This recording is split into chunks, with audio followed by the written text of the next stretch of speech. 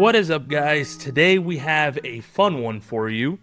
We are going to have the man, the myth, the legend, TC Poole show us easily how to create a VTuber using Meshy.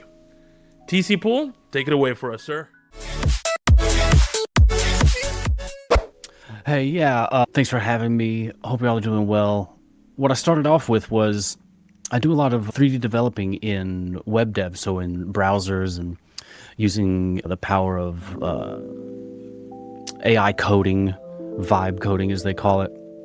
And what I wanted to do was get some easy VTuber-like experiences going. So the basic parts I thought of, the most minimalistic parts would be a jaw or a mandible and a top skull. And then I'm into some sci-fi, high fantasy type aesthetic for the universe and the world that I create. And so I simply went to an AI image generator. Here's Nano Banana. And I just say create an image of a robot head, but the lower mandible jaw separated from it. The image background should be solid white. Then after this, I would screenshot the jaw itself and then screenshot the skull. Went over to Meshy and gave it those images. Here's the final skull, one of the robot skulls here. Then took these two files, the jaw and the skull, and uploaded those to my website so they could be fetched somehow. Then I went to, I use Claude to code and also ChatGPT's Codex. And I asked for a Three.js HTML web tool that would have all of these various parameters of control. One of the things I do when I'm vibe coding is I'm just trying to explain at length and ad nauseum to the AI the details of the parameters of control that I want, such as the talk motion. If I hook my mic up to it, now you can see as I talk, the jaw is talking. I tweaked everything beforehand, so this kind of exists online as a tool that works out of the box, but anybody can come in here to the menu itself and adjust the head tracking, the hood that's available, some derpy sunglasses. Let me find the head tracking. Now this should track my skull here in just a second. Yeah, there we go. Now I'm moving around and there I am as a skull. So what I did from here is I do a lot of streaming, and I don't do IRL streaming or gaming streaming. I'm pretty much RPing in the world of Funkatron and all the crazy media stuff that I've made for it.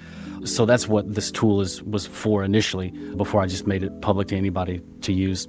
So we would need to go into OBS and take advantage of this background green screen. So if I bring up OBS, here I have a new scene. So I'm going to insert a window capture as a source, which I already have, which is just add source, right click, add source, and you just go down to window capture and get your capture. Now I have our window being captured, but I need to key out that background. What I'm going to do is hold Alt, and then I'm going to pull down so we can get away from that top bar. So it's all nice and keyed out. And when we go back into the, you can hit H to hide everything. So now we get a nice clean backdrop. Right click on your window. What you're going to do is add a filter really quickly. The kind of filter you want. It's the chroma key. Easy enough. I turn it off, then go to custom color, select color so I can match the exact tone of the green that we're using. Just makes it work a little bit less. Turn the chroma key back on. Now you can see that nothing's there, but as I pull the similarity down, our skull there it is showing up. Mr. Skull. We have our skull, nice and floaty.